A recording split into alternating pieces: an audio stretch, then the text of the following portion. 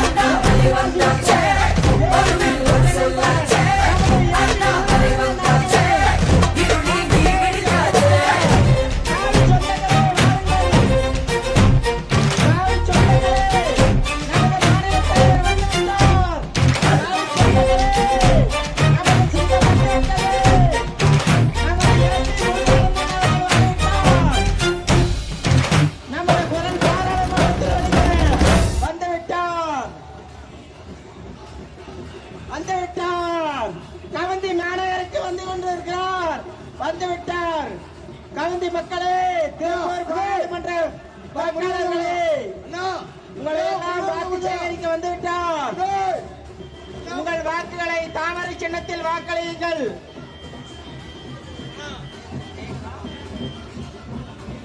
மாநிலம் முழுதும் தாமரைகள் மலரும், தமிழால் தமிழகம் உயர்ந்திடும்.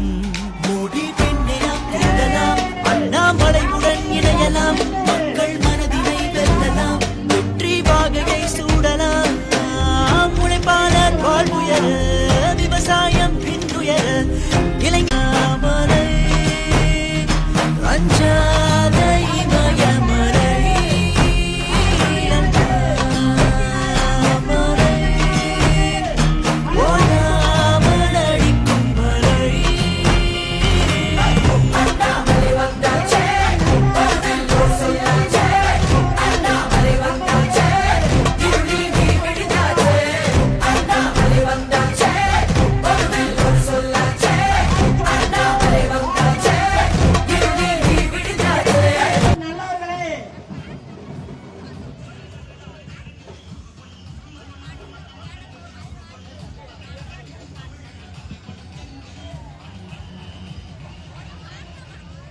நமது மாநில தலைவர் அண்ணாமலை அவர்கள் வாக்கு சேகரிப்பில் சிறப்புரையாற்ற உள்ளார்.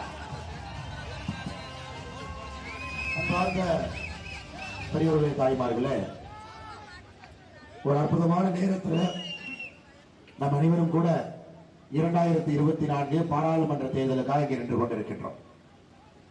குறிப்பாக நம்முடைய திருப்பூர் பாராளுமன்ற தொகுதியில ஒரு மாற்றம் வந்தே தீர வேறும், அதுவும் இப்போ நடக்கணும். வளர்ச்சி எல்லா பகுதிக்கும் வர வேண்டும். பவானியில, கவுந்தப்பாடியில நம்முடைய வெற்றி வேட்பாளர் அண்ணன் ஏபி முருகானந்தம் அவர்களுக்கு ஆதரவாக நாம் எல்லோரும் கூட குழுமி இருக்கின்றோம். அன்பு சகோதர சகோதரிகள், தமிழகத்தினுடைய அரசியல் களத்தை நாம் எல்லாம் பார்த்துட்டு இருக்கிறோம் ஐயா, எல்லோரும் பார்த்து கொண்டிருக்கின்றோம். ஆனா யார் என்ன பேசினாலும் கூட நமக்கு தெரியும், இந்த தேர்தல் நடப்பது இந்தியால பிரதம மந்திரியாக யார் வர வேண்டும் என்பதற்கான தேர்தல். 2024 பாராளுமன்றத்தில் யார் ஆட்சி செய்ய வேண்டும், யார் வர வேண்டும், அதன் மூலமாக இந்திய மக்களுக்கு யார் நல்லது செய்ய வேண்டும் என்பதற்காக நடக்கக்கூடிய தேர்தல்.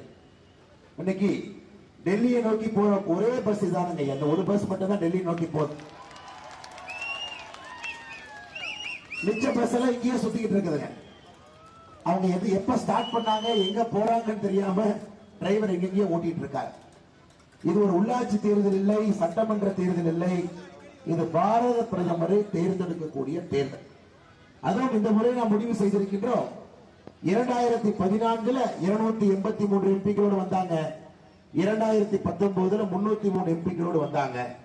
2024 இன்னும் வலிமையாக, இன்னும் பலமாக, இன்னும் ஆழமாக 300 பாராளுமன்ற உறுப்பினர்களை தாண்டி நம்முடைய பிரதமர் அவர் வர வேண்டும் என்பதிலே தெல்ல தெளிவாக இருக்கின்றோம். ஐயா, உதாரணத்துக்கு இன்னைக்கு பவானி எடுத்துக்கலாம். நம்முடைய வெற்றி வேட்பாளர் ஏபி முருகானந்தம் அவர்கள் எப்படி வேட்புமனு தாக்கல் பண்ண போனார் பாருங்க. உங்கள் பவானியினுடைய அடையாளத்தை விட்டுக் கொடுக்காம பவானியினுடைய ஜம்காலத்தை போட்டுட்டு தான் வேட்புமனு தாக்கல் பண்ணவே போனார். நான் எல்லா தொகுதியினுடைய அடையாளம் என் மீது இருக்கும் என்று தமிழகத்தில் இந்தியாவிலே ஒரு வேட்புமனு 6 தொகுதியினுடைய மக்களை அடையாளப்படுத்தி ஒரு வெற்றி வேட்பாளர் தன்னுடைய வேட்புமனுவை தாக்கல் பண்ணியிருக்காரு அண்ணன் ஏபி முருகானந்தம் அவர்கள் மட்டும்தான். அந்த அளவுக்கு நம்முடைய எல்லாம் பாத்தீங்கன்னா எம்பிங்கிறது ஐயா நகரத்துக்குள்ள இருப்பாங்க, யாரும் கிராமத்துக்கு வரமாட்டாங்க. திருப்பூர் பாராளுமன்ற தொகுதி அப்படின்னா எம்பி திருப்பூருக்குள்ள இருப்பார். ஆனா நம்முடைய வெற்றி வேட்பாளர் ஏபி முருகானந்தம் அவர்கள் கிராம பகுதியில் அதிகமாக இருக்க வேண்டும். ஏன்னா இங்கெல்லாம் வளர்ச்சி வரல, இதையெல்லாம் மறந்துட்டாங்க. நீங்க யாரும் எட்டி கூட பார்க்கவில்லை, மக்களுக்கு இருக்கக்கூடிய பிரச்சனையை கூட யாரும் கேட்கல. அதனால்தான் நான் வரும்பொழுது கூட கவுந்தப்பாடியில தான் முதல் கூட்டத்தை போட வேண்டும் என்று என்னையும் இங்கே அழைத்து வந்திருக்கிறான். கிராம பகுதி மக்களுக்கு நாம் அன்போடு ஆதரவோடு இருக்க வேண்டும், அவர்களுக்கான பிரச்சனையை தீர்க்க வேண்டும். அதற்காக தனி புத்தகம் வச்சிருக்காரு பாருங்க, தாமரையின் வாக்குறுதிகள் என்று. நம்முடைய வெற்றி வேட்பாளர் அண்ணன் முருகானந்தம் அவர்கள் இது பேசி முடித்த பிறகு இந்த புத்தகத்தை உங்களுக்கு எல்லாம் கொடுக்கின்றோம். குறிப்பாக 100 வாக்குறுதிகள். நம்முடைய பாராளுமன்ற உறுப்பினர் நாளைக்கு நீங்க எல்லாம் ஓட்டு போட்டு ஏப்ரல் 19ஆம் தேதி பாராளுமன்ற உறுப்பினராக தேர்ந்தெடுத்த பிறகு 100 வாக்குறுதிகள் தயாராக கையில் இருக்கிறது. அடுத்த 5 ஆண்டுகள்ல இந்த 100 வாக்குறுதியும் கூட நிறைவேற்றி பட்டி தொட்டி எல்லாம் வளர்ச்சி செல்வதற்கு அண்ணன் ஏபி முருகானந்தம் அவர்கள் உங்களோடு உறுதுணையாக இருப்பார்கள். சகோதர சகோதரர்கள், 5 ஆண்டு காலமாக திருப்பூரை பொறுத்த வரைக்கும் தொடர்ந்து கம்யூனிஸ்ட்காரங்க தான் எம்பி. கம்யூனிஸ்ட்காரங்களை பொறுத்த வரைக்கும் யாருக்கும் பிரயோஜனம் இல்லாத இந்த உலகத்துல அரசியல் ஒருத்தர் இருக்காங்கன்னா கம்யூனிஸ்ட் கட்சிக்காரங்க. அவங்களால யாருக்கும் பிரயோஜனம், யாரும் பார்த்திருக்க மாட்டீங்க, பேசிருக்க மாட்டாங்க. ஏங்கயா வேலை செய்யுன்னு கேட்டா மேல மோடி இருக்காரு, நான் என்ன பண்றது அப்படின்பா. மறுபடியும் அதே கேள்விதான் கேட்க போறேன். 3வது முறையும் மோடி தான் வரப்போறார்.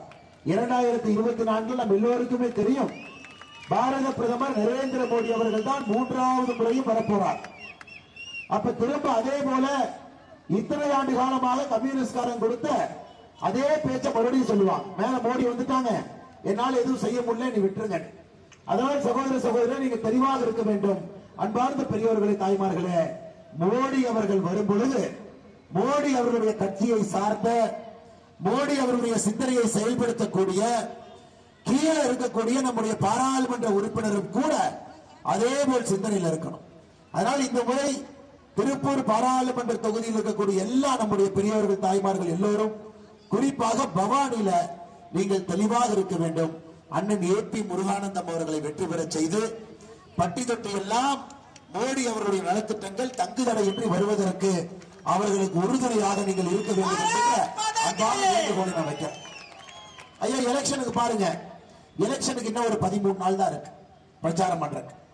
ஏன்னா ஏபி முருகானந்தம் அவர்கள் எல்லா இடத்துக்கும் போய் பிரச்சாரம் பண்ண முடியாது. பாரதிய ஜனதா கட்சியினுடைய தொண்டர்கள் தலைவர் என்று கொண்டிருக்கிறார்கள். நம்முடைய அற்புதமான கூட்டணி கட்சி பாட்டாளி மக்கள் கட்சி பாட்டாளிகள் எல்லாம் வந்திருக்கின்றார்கள், தலைவர்கள் தொண்டர்கள் நின்று கொண்டிருக்கின்றார்கள். அம்மா மக்கள் முன்னேற்ற கழகத்தினுடைய தலைவர்கள் தொண்டர்கள் நின்று கொண்டிருக்கின்றார்கள். அண்ணன் ஓபிஎஸ் அணியினுடைய தலைவர்கள் தொண்டர்கள் நின்று கொண்டிருக்கின்றார்கள். எல்லா கட்சி ஐஜேகே கட்சியினுடைய தலைவர்கள் தொண்டர்கள் நின்று கொண்டிருக்கின்றார்கள். அடுத்த 13 நாள் இவருக்காக பணி செய்ய வேண்டிய கட்டாயம் நமக்கு இருக்கு. எல்லா வீட்டுக்கும் நாம போகணும், எல்லா வீடுகளுக்கும் ஏறி இறங்கணும்.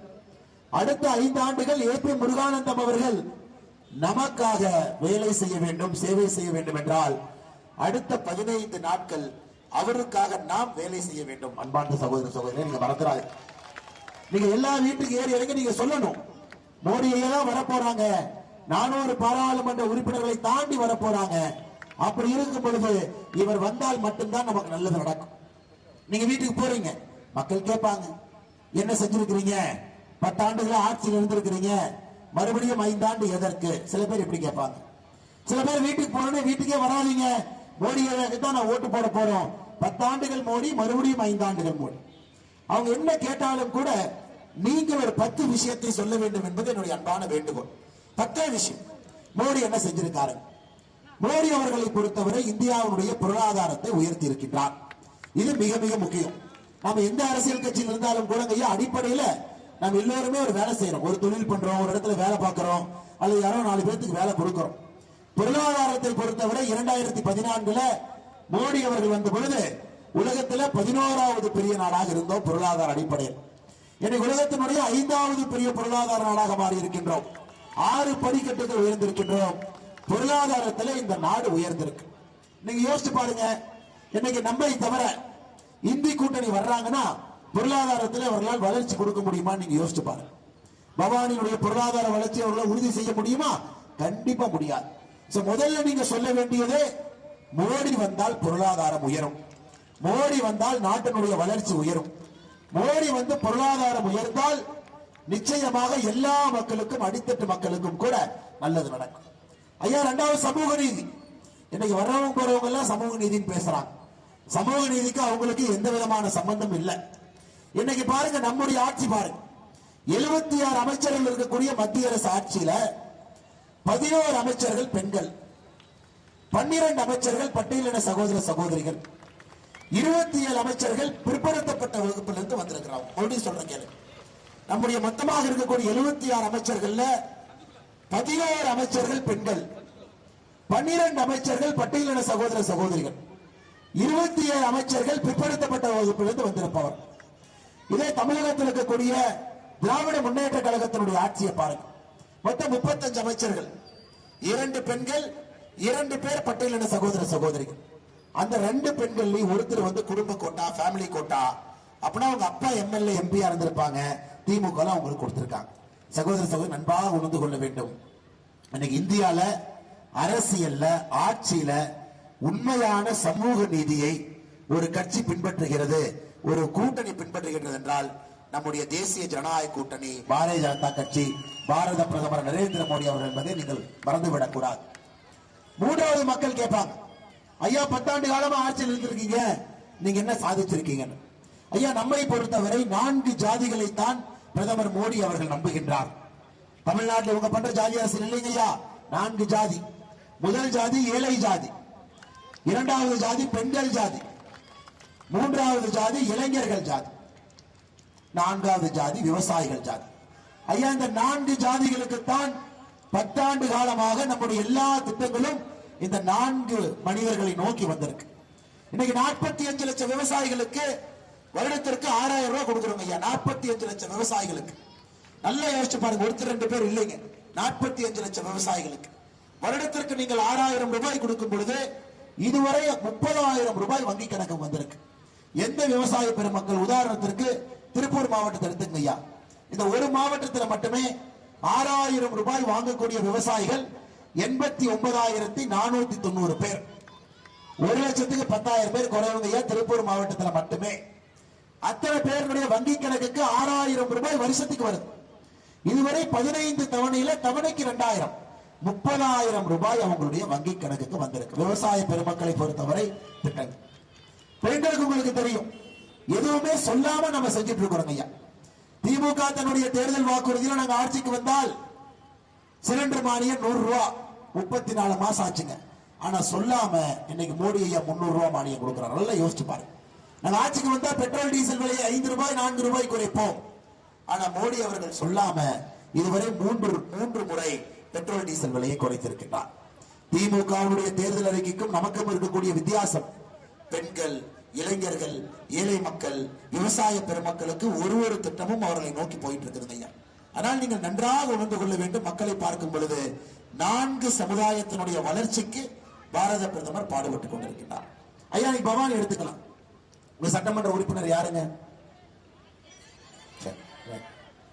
இங்க ஏதாவது ஒரு அரசு கல்லூரி இருக்குங்களா? ஏன் இல்ல? பவானியில ஏன் அரசு கல்லூரி இல்ல? நீங்க சொல்லுங்க. ஏன்னா உங்களுடைய சட்டமன்ற உறுப்பினரே தனியார் கல்லூரி நடத்தும் பொழுது இதுவரை இந்த பகுதிக்கு ஒரு அரசு கல்லூரியை விடல. இன்னைக்கு இவங்க எல்லாம் வந்து மக்கள் நாங்க காப்பாத்துறோம், மக்களுக்கு எங்களுக்கு ஓட்டு போடுங்க, எங்க கூட்டணி இங்க போவாங்க போகணும். ஐயா, அட்லீஸ்ட் டிஎம்கே காரங்கிட்ட வண்டினாவது இருக்கு, சுத்திக்கிட்டு இருக்கான். ஏடிஎம்கே காரங்க கிட்ட வண்டி இல்லை. 2024 பாராளுமன்ற தேர்தலை பொறுத்தவரை தெளிவாக புரிந்து கொள்ள வேண்டும், இது இந்தியாவுடைய பிரதமராக யார் ஆக வேண்டும் என்பதற்கான தேர்வு. ஆனால் நீங்க ரொம்ப தெல்ல தெளிவாக இருக்க வேண்டும். பொருளாதாரம், சமூக நீதி, அனைத்து மக்களுடைய வளர்ச்சி, இந்த 3 முக்கியமான விஷயங்கள் மோடி அவர்களுக்கு நீங்க வாக்கு சேகரிச்சு கொடுக்கணும் ஐயா. 4வது, மோடி அவர்கள் எல்லோரும் செய்யாத மோடி அவங்க என்ன புதுசா செஞ்சிருக்காங்க? ஐயா, அடுத்த 25 ஆண்டுகளுக்கான தொலைநோக்கு பார்வையிலான தேர்தல் இது. இதெல்லாம் ஒரு எலெக்ஷன் ஓட்டு போறோம்னு நினைச்சுக்காதீங்க ஐயா. இந்த தேர்தல் 2024ல நீங்கள் வாக்களிப்பது அடுத்த 25 ஆண்டுகளுக்கு நம்முடைய நாடு எப்படி இருக்க வேண்டும் என்பதற்கான தேர்தல் இது. உள்கட்டமைப்பு வசதி எப்படி இருக்கணும், இளைஞர்களுடைய மேம்பாடு எப்படி இருக்கணும், தொழில்துறை வளர்ச்சி எப்படி இருக்க வேண்டும், இது எல்லாருக்குமான தேர்தல். நம்ம கிட்ட பாத்தீங்கன்னா 25 ஆண்டுகளுக்கான திட்டம் இருக்கு. அதனால்தான் 2019ல நம்முடைய தேர்தல் வாக்குறுதி 295 தேர்தல் வாக்குறுதி கொடுத்திருக்கோம். நீங்க யாராச்சும் படிச்சிருக்கீங்களா, பாத்தீங்களா, நேரம் இருந்துச்சா உங்களுக்கு? 295 தேர்தல் வாக்குறுதி 2019ல கொடுத்தோம். அம்மா எத்தனை நிறைவேற்றிருக்கிறோம்? நம்ம 2019 பாராளுமன்ற தேர்தலுக்கு தேசிய ஜனநாயக கூட்டணி பாரதிய ஜனதா கட்சி தேர்தல் அறிக்கையில 295 புள்ளி விவரம் கொடுத்திருக்கிறோம். எவ்வளவு நிறைவேற்றிருப்போம் நீங்க நினைக்கிறீங்க? எல்லாங்கிறார் அண்ணன். நீங்க சொல்லுங்க மாதேசன், நீங்க சொல்லுங்க. கிட்டத்தட்ட எல்லாம் முடிச்சுட்டோம், எல்லாம் பண்ணிட்டோம் அப்படிங்கிறார். நீங்க சொல்லுங்க தாய்மார் ஒருத்தர் சொல்லுங்க. ஐயா, நம்முடைய 295 தேர்தல் வாக்குறுதியும் ஜனவரி மாசம் 3வது வாரமே கடைசி வாக்குறுதியை முடித்து 295 வாக்குறுதியை நிறைவேற்றிருக்கின்றோம். நீங்க இன்னைக்கு நியாயமா நம்ம ஓட்டு போடணும், நேர்மையா ஓட்டு போடணும்னா ஏபி முருகானந்தன் எங்க தேர்தல் வாக்குறுதி எடுத்துட்டு வருவார். 295 வாக்குறுதி. திமுக கூட்டணியில் இருக்கக்கூடிய கம்யூனிஸ்ட் அந்த வேட்பாளர் அவங்க தேர்தல் வாக்குறுதி எடுத்துட்டு வரும். இன்னொரு கட்சி அவங்க தேர்தல் வாக்குறுதி எடுத்துட்டு வரும். 3 பேரும் தேர்தல் வாக்குறுதியை படிக்கணும். ஐயா, இதானுங்க ஐயா உண்மை. ஏன்னா 2029ல இப்ப நம்ம 100 கொடுக்கிறோம். அதை செய்வோமா செய்ய மாட்டோமா அப்படிங்கறதுக்கான ஒரு விஷயம் என்னன்னா ஐயா, 3 பேரும் தேர்தல் வாக்குறுதி எடுத்துக்கொண்டு வரோம். நீங்க கேளுங்க வேட்பாளர். நாங்கள் உறுதியாக சொல்லுகின்றோம், 295 தேர்தல் வாக்குறுதியும் நிறைவேற்றிவிட்டு நம்முடைய வெற்றி வேட்பாளர் அண்ணன் ஏபி முருகானந்தம் அவர்கள் உங்க முன்னால் நின்று கொண்டிருக்கின்றார். 295 நிறைவேற்றியாச்சு. 295 நான் திராவிட முன்னேற்ற கழகத்தினுடைய நண்பர்களுக்கு 2 மாதமாக சொல்லிக் கொண்டிருக்கின்றேன், நாங்கள் சவாலுக்கு தயார், நீங்க யாராவது சவாலுக்கு தயார்னா வாங்க, தேர்தல் வாக்குறுதியை மக்கள் மன்றத்தில் வைப்போம் என்று. அந்த அளவுக்கு நம்முடைய ஆட்சி இந்த 10 ஆண்டு காலமாக இருக்கிற சகோதர சகோதரிகளே, அதை நீங்க மறந்துடக்கூடாது. அடுத்து நீங்க திராவிட முன்னேற்ற கழகம் பாருங்க, நாம் இன்னைக்கு தொழில் வளர்ச்சிக்காக நின்று கொண்டிருக்கின்றோம். தொழில் வளர்ச்சி, எல்லா மக்களும் வளரணும், தொழிற்சாலைகள் வர வேண்டும், எல்லா இடத்திலும் கூட வேலை வாய்ப்பை உருவாக்க வேண்டும், இது நம்முடைய அடிப்படை திட்டம். ஆனா திராவிட முன்னேற்ற கழகத்தை பொறுத்தவரை வளர்ச்சி என்பது கோபாலபுர குடும்பம் வளர்ந்தால் மட்டும் வளர்ச்சி நினைக்கிறான். ஐயா, உங்களுக்கு தெரியும், வளர்ச்சியும் வீக்கமும் பார்க்கறதுக்கு ஒன்னா தான் இருக்கும். நமக்கு வளர்ச்சி வேண்டும், வீக்கம் வேண்டாம். திராவிட முன்னேற்ற கழகத்தினுடைய 33 மாத கால ஆட்சி என்பது அது வீக்கமோ தவிர வளர்ச்சி இல்ல. வீக்கம்னா கட்டிங்க ஐயா, அதை கட் பண்ணி எரிஞ்சிடணும்.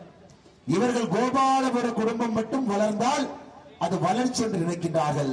புற்றுநோயை போல, கேன்சரை போல திராவிட முன்னேற்ற கழகம் வந்த பிறகு 33 மாதத்துல எல்லா பக்கம் இந்த கொடூரம் பரவி கிடக்கு.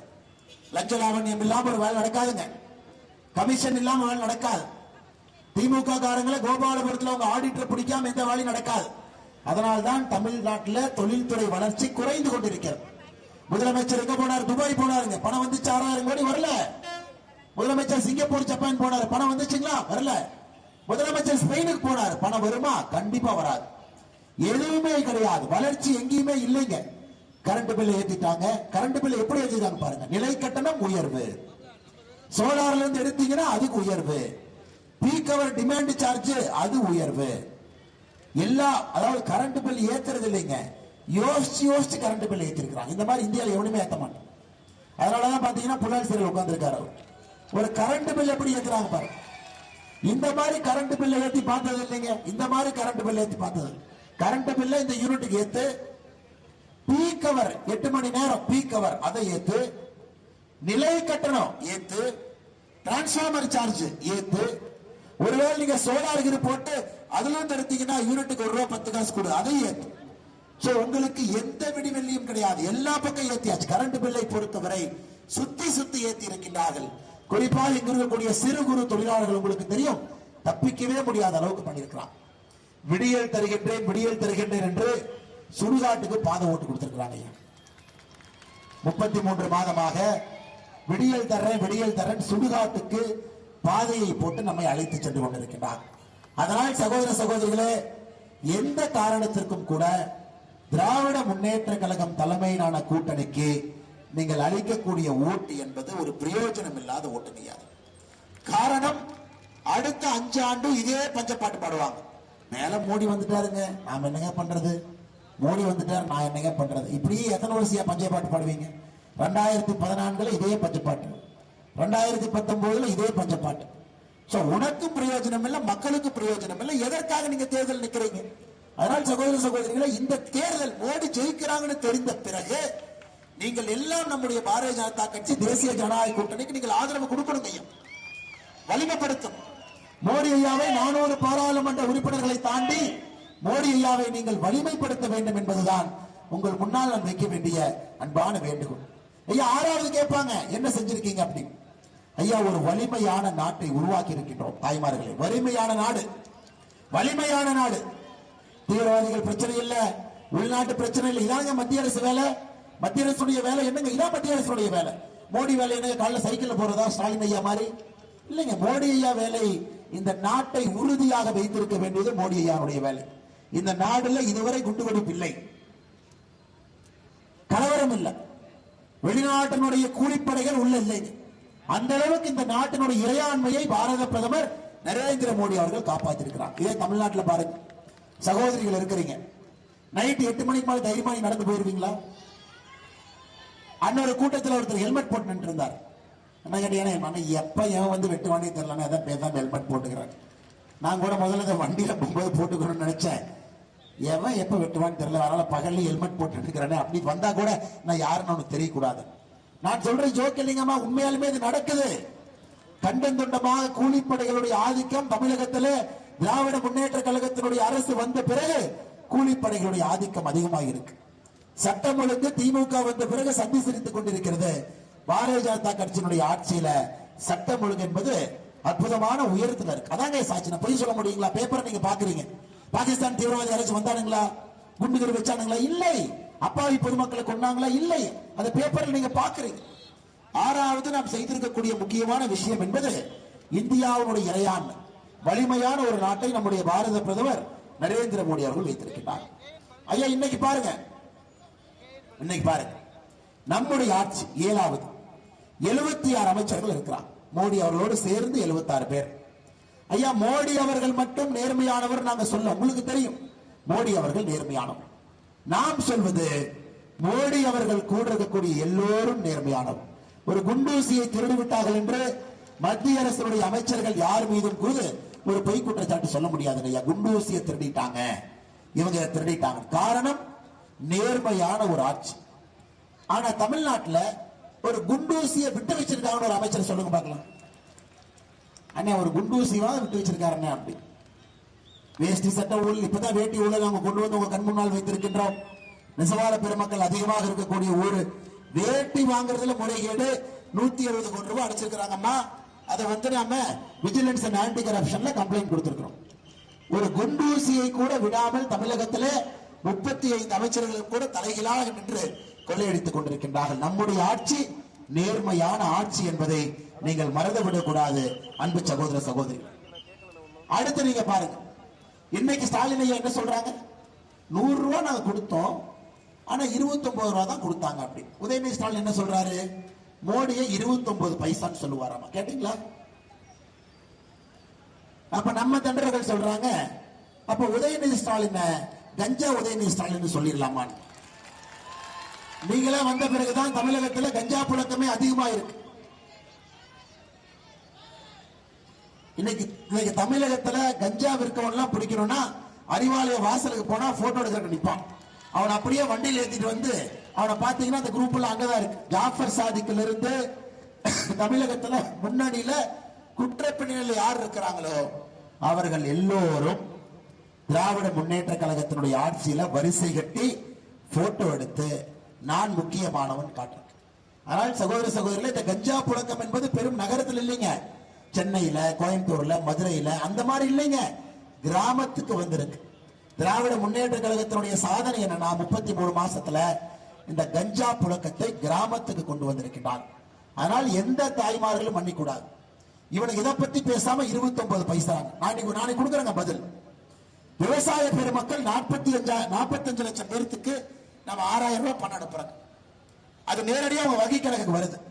ஸ்டாலின் ஐயா என்ன சொல்றாருன்னா, அது கணக்கு கிடையாது, நீங்க எங்களுக்கு பட்ஜெட்டுக்கு பணம் கொடுத்தா தான் நான் கணக்கு எடுத்துக்குவோம். நாம என்ன முட்டாளுங்களா? நேரா பணத்தை கொண்டு இவன்ட்ட கொடுத்து இவன் கொள்ளடிக்கிறதுக்கு. 45 லட்சம் விவசாயிகளுக்கு 6000 ரூபாய் வருது, அது கணக்கு இல்லையாமா? கோடிக்கணக்கான பெண்களுக்கு சிலிண்டர் மானியம் 300 ரூபாய் வருது, அது கணக்கு இல்லைங்களா? நேரடியாக நாம் அனுப்பக்கூடிய பணம் 100 நாள் வேலை வாய்ப்பு திட்டம் 60,000 கோடி ரூபாய் அனுப்பிச்சிருக்கோம், அது கணக்கு இல்லைங்களா? 3 நாட்களுக்கு முன்பு 100 நாள் வேலை வாய்ப்பு திட்டத்தினுடைய சம்பளம் 284 ரூபாயில இருந்து 319 உயர்த்தி இருக்கின்றோம், அது கணக்கு இல்லைங்களா? நேரடியா மோடி ஐயா வங்கி கணக்கு மூலமாக உங்களுக்கு அனுப்பிச்சா அது கணக்கு இல்லையாமா? கோபாலபுரத்துக்கு அனுப்பிச்சா மட்டும்தான் கூட்டி கணக்கு போட்டு அது 29 பைசான்னு சொல்லுவாங்க. அதனால் சகோதர சகோதரி தெளிவாக இருக்க வேண்டும். அடுத்த முறை உதயநிதி ஸ்டாலின் இங்கே வந்து 29 பைசா மோடினா நீங்க என்ன சொல்லணும்? கஞ்சா உதயநிதி ஸ்டாலின் சொல்லணும், தவறே கிடையாது. பண்ணதெல்லாம் நீங்க.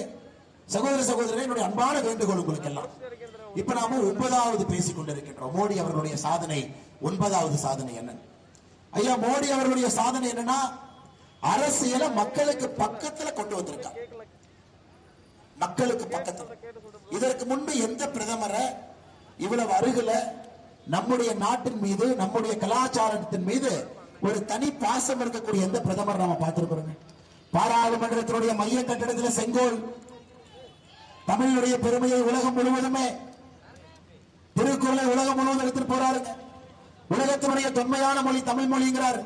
நல்லா யோசிச்சு பாருங்க. நம்முடைய கலாச்சாரத்திற்கு, நம்முடைய பாரம்பரியத்திற்கு, நம்முடைய மொழிக்கு இதுவரை யாரும் கொடுக்காத ஒரு அங்கீகாரத்தை பாரத பிரதமர் நரேந்திர மோடி அவர்கள் நமக்காக கொடுத்திருக்கின்றார் என்பதை நீங்கள் மறந்துவிடக்கூடாது.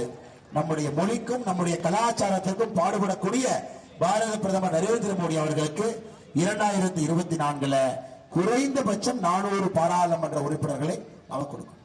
ஐயா, 10வது கடைசியா 10வது கேட்பாங்க, 10 ஆண்டுகள் 10 விஷயம் சொல்லுங்க. 10வது உங்க எல்லோருக்குமே தெரியும். மோடி அவர்களை பொறுத்தவரை ஒரு சாமானிய மனிதனாக இருந்து, சாமானிய மனிதன் ஐயா, யாருக்கு பிள்ளையா பிறக்கல, அவருக்கு எதுவுமே தங்கத்தட்டுல வச்சு கொடுக்கல. உழைத்து உழைத்து உழைத்து சாமானிய மனிதர்களை மட்டும்தான் அங்கீகாரம் பண்றார். பத்மா விருது யாரு கொடுக்கிறாருங்க? யாரு கொடுக்கிறாருங்க ஐயா பத்மா விருது? அம்மா, சாதாரண மனிதர்களை கண்டெடுத்து பத்மா விருது. முதலாக இந்திய அரசியல்ல ஒரு சாமானியர்களுக்கு மரியாதை இருக்கக்கூடிய ஒரு ஆட்சினா மோடி அவர்களுடைய ஆட்சி. இதுக்கு மேல மரியாதை இல்லைங்க. சாமானிய மனிதன் யாரும் கண்டுக்க மாட்டாங்க. மனதின் குரல்ல சாமானிய மனிதர்களை பத்தி பேசிட்டு இருக்கார். இவங்க இதை பண்ணாங்க, இவங்க இதை பண்ணாங்க, இந்த ஊர்ல இருக்கிறாங்க. அதனால் நாம் எல்லாம் சாமானிய மனிதர்கள். சாமானிய மனிதனை கௌரவப்படுத்தக்கூடிய நரேந்திர மோடி அவர்களுக்கு சாமானிய மனிதர்களுடைய வாக்கு இருக்க வேண்டும். சகோதர சகோதரிகள், சாமானிய மனிதர்கள் இப்பதான் மரியாதை. இந்திய அரசியல் இதுக்கு முன்னாடி மரியாதை இல்லைங்க. ஒரு குடும்பத்திலிருந்து வந்தாங்க, அவங்களுக்குள்ள சுத்திட்டு இருந்தாங்க.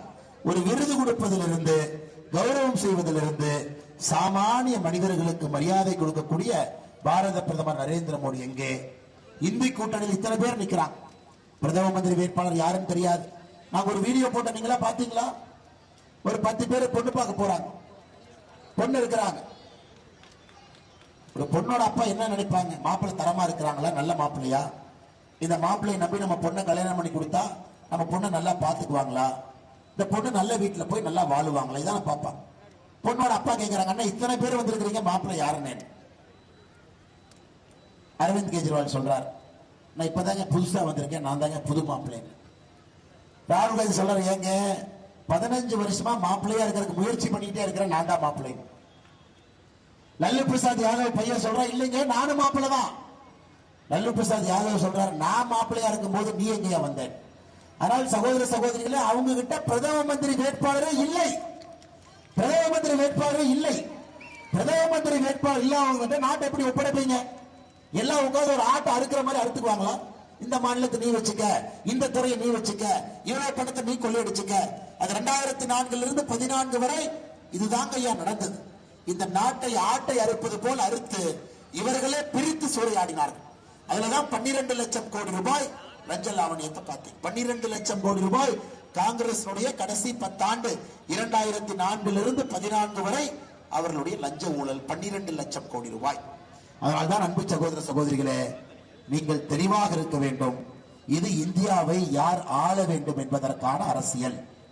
நீங்கள் போடக்கூடிய ஒரு ஓட்டும் கூட பாரத பிரதமரை வலுப்படுத்தக்கூடிய வாக்காக இருக்க வேண்டும். வேற யாருக்கு நம்ம ஓட்டு போட்டா கூடங்க அதுல இருந்து 1 ரூபாய் நமக்கு பிரயோஜனம் கிடையாது.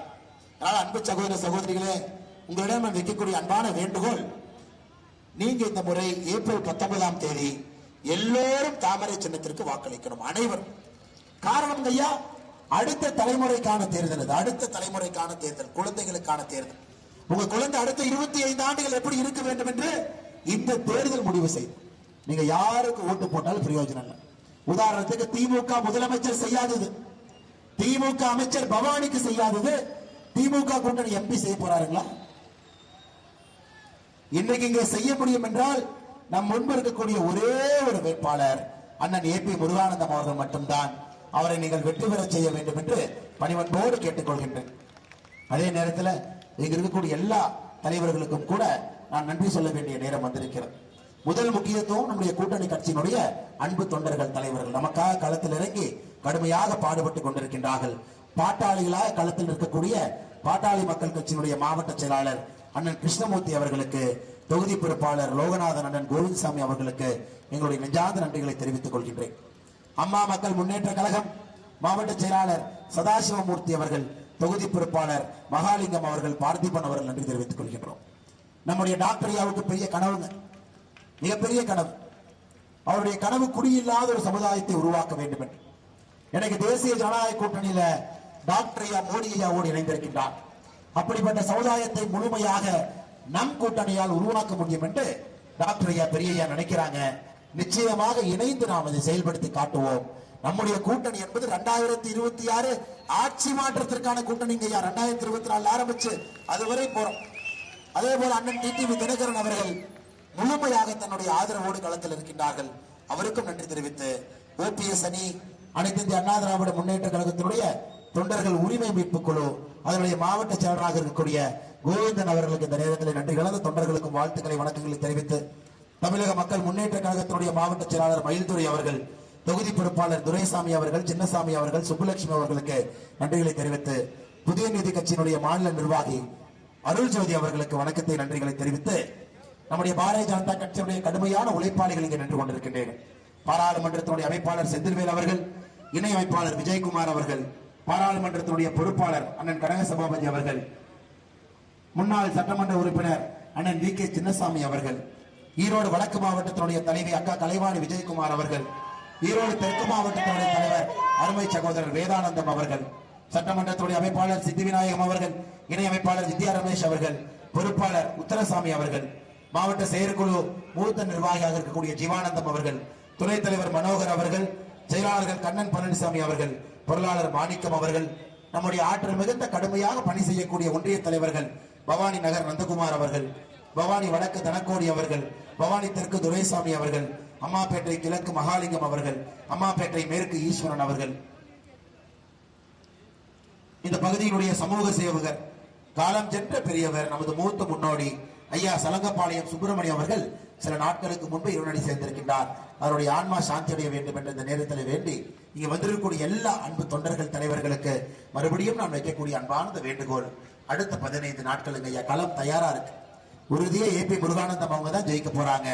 2 லட்சம் வாக்குகள் வித்தியாசத்துல உங்களுடைய அன்பையெல்லாம் பெற்று ஜூன் 4ஆம் தேதி வெற்றி வேட்பாளராக ஏபி முருகானந்தம் அவர்கள் மாற இருக்கிறார். அடுத்த 15 நாட்கள் நாம் எல்லோரும் கூட ஒரு இல்லத்திற்கும் செல்ல வேண்டும், மக்களை சந்திக்கணும். 10 விஷயம் மட்டும் சொல்லுங்க ஐயா. 10 விஷயம் நாம் என்ன செஞ்சிருக்கிறோம், 33 மாத காலத்துல திராவிட முன்னேற்ற கழகம் எவ்வளவு பெரிய துரோகம் அவர்கள் ஆட்சியிலிருந்து செய்திருக்கின்றார்கள் என்று நீங்கள் சொல்ல வேண்டும். மறந்து விடாதீர்கள். நம்முடைய சின்னம் தாமரை, நம்முடைய சின்னம் தாமரை, நம்முடைய வெற்றி சின்னம் தாமரை, நம்முடைய அன்பு வேட்பாளர் ஏபி முருகானந்தம் அவருடைய சின்னம் தாமரை. இந்த முறை பாட்டாளி மக்கள் கட்சியினுடைய மாம்பழத்தினுடைய சின்னம் இங்கே தாமரை, பாரதிய ஜனதா கட்சி தாமரை, எல்லா கூட்டணி கட்சிகளுடைய சின்னம் தாமரை என்பதை மறந்து விடாதீர்கள். ஏப்ரல் 19ஆம் தேதி நீங்கள் வாக்களித்த அண்ணனை வெற்றி பெறச் செய்து பவானியினுடைய முன்னேற்றத்திற்கு முழுமையாக அவரை பயன்படுத்திக் கொள்ள வேண்டும் என்கின்ற அன்பான வேண்டுகோளை வைத்து வந்திருக்கக்கூடிய உங்கள் அனைவருக்கும் நன்றி கலந்த வாழ்த்துக்களை வணக்கங்களை தெரிவித்துக் கொள்கின்றோம். நன்றி, வணக்கம். பாரத் மாதா கி, பாரத் அன்னையின் புகழ். இந்த பகுதியினுடைய குமரிக்கல் பாளையத்தில் 318 நாட்களாக உண்ணாவிரதம் இருந்து கொண்டிருக்கின்றார். தொடர் உண்ணாவிரதம். காரணம், அந்த பகுதியினுடைய நடுகள் 2000 ஆண்டுகளுக்கு மேல் இருக்கக்கூடிய சிறப்பு தன்மையை பாதுகாக்க வேண்டும், கல்குவாரிகள் வரக்கூடாது என்று. அந்த பகுதிக்கு சமீபத்தில் நம்முடைய அண்ணன் ஏபி முருகானந்தம் அவர்கள் சென்று மத்திய அரசு கிட்ட பேசி தொல்லியல் துறையிலிருந்து வந்து ஒரு ஆய்வு நடந்து முடிந்திருக்கிறது.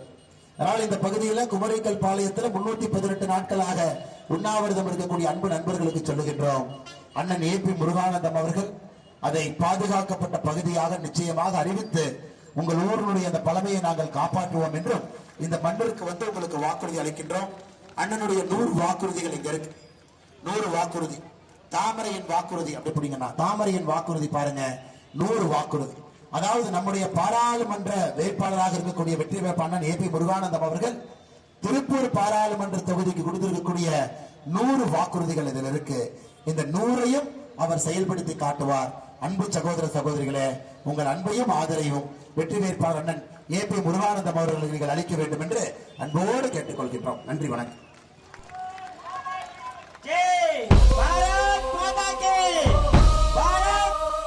मैं नरेंद्र दामोदर दास मोदी அண்ணாமலை என்னும் நான்